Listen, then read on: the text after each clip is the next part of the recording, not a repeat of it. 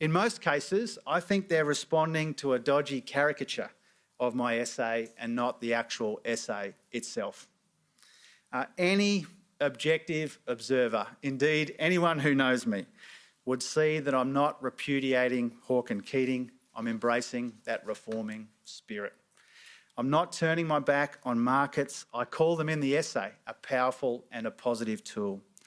I'm not having a shot at business, but I'm looking for new opportunities for collaboration and cooperation, imploring them to take a bigger, more constructive, more central role in our society.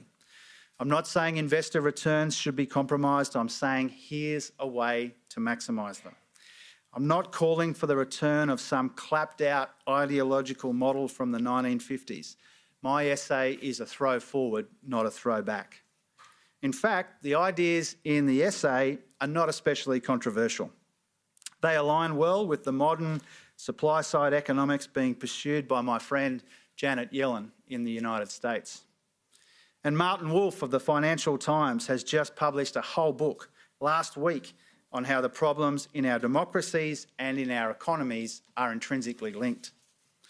Now, Wolf believes, as I do, that if we are to make progress, we need to be open to both policy and institutional change to promote the kind of investment and innovation that we need in our economy, the kind which can revitalise our growth engine, lift living standards for more people, and give us this kind of positive-sum politics that we really need in this country. Both internationally and in the investor circles that I move in as Treasurer, the ideas laid out in the essay are mainstream. They're born out of contemporary necessity and corporate reality, not ideological rigidity or doctrine. Now, the leftovers from the Morrison government, they don't get this. They have completely vacated the contest of ideas. They are nowhere to be found in all of this. They are stuck in the past and they are absolutely petrified of the future. If they had their way, we'd have another decade of deliberate wage stagnation and wage suppression, of Australians falling further and further behind no matter how hard they work. Nothing would make them happier.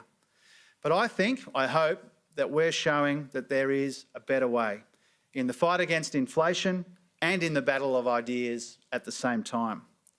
Now, we're realistic about the political and economic challenges that we face together in 2023 as we navigate the peril and polycrisis confronting us.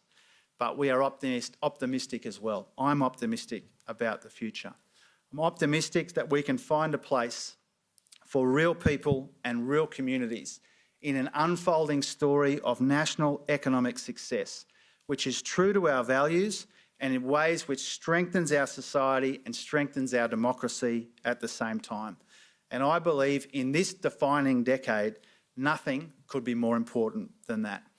And so I'm really grateful for the opportunity to be here today. I'm looking forward to the discussion. I'm looking forward to Katie's contribution after me.